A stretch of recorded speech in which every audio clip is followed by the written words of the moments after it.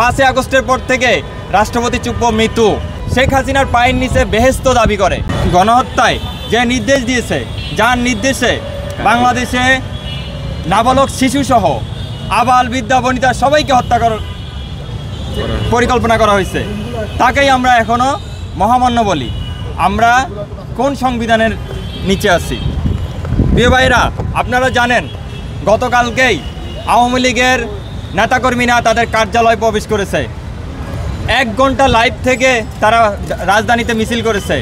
আমাদের এই প্রশাসন তাদের কিছুই করতে পারে নাই, কারণ প্রশাসন বাংলাদেশের 3 বাহিনীর প্রধান হচ্ছে এই রাষ্ট্রপতি চুপ্পু, যে ফেসিবাদ এবং সন্ত্রাসবাদের নির্দেশদাতা।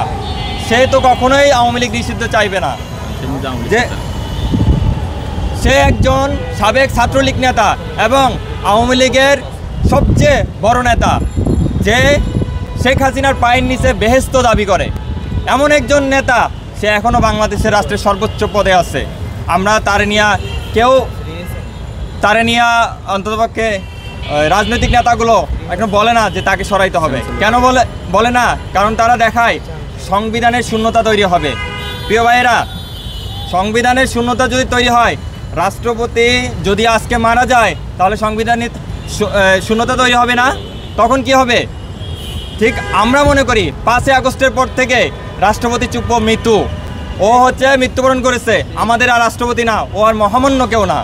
আমাদের মহামান্য যদি হতে হয় তাহলে ডক্টর ইউনূস মহামান্য, আমাদের মহামান্য কেউ হতে হয় তাহলে শহীদ আবু সাইদ মহামান্য। এরকম সন্ত্রাসীদের মদতদাতা কেউ মহামান্য হতে পারে না।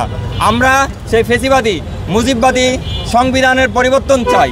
আমরা আমাদের শিক্ষা প্রতিষ্ঠান, বাংলাদেশের যত শিক্ষা প্রতিষ্ঠান আছে, শিক্ষা কাঠামো আছে, তার চ্যান্সেলর হিসাবে এই সন্ত্রাসী চুপ্পুকে রাখা হয়েছে। আমরা তার পদত্যাগ চাই। আমরা চ্যান্সেলর পদে আর চুপ্পুরে দেখতে চাই না। অতি দ্রুত চুপ্পুকে অপসারণ করে আমাদের নতুন চ্যান্সেলর নিয়োগ দিতে হবে।